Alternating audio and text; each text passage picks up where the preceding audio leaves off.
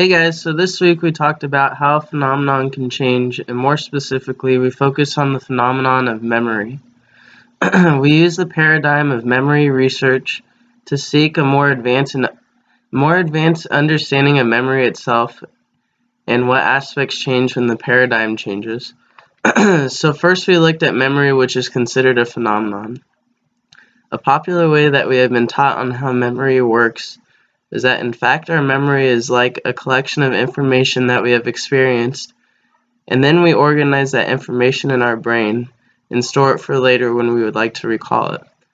So in the module we were presented with two case studies that challenge this popular model. So I came up with my own example to represent these case studies. So let's say you have a classroom of students rate their professor on his or her level of helpfulness after the first 3 weeks of class. And then at the end of the class, you have the same students rate their professor again. The students were able to place themselves in two different groups.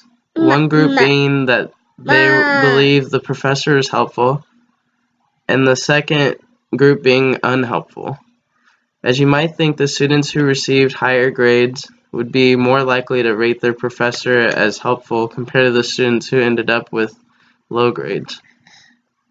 So what this perspective design shows us about memory is that the type of experience we have takes over how we recall or reproduce our memories.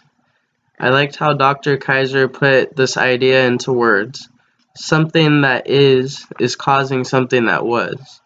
So regardless of what the students believed about the professor in the first 3 weeks of class, their final response is based upon the experience of receiving a good or bad grade, which can lead to a misrecall of their memory.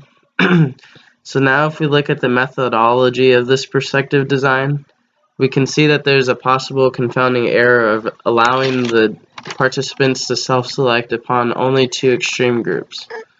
This could cause a possible unintended cause and effect relationship, and a way to prevent or control for this possible confounding error is not to have a perspective design, but instead a randomly assigned design.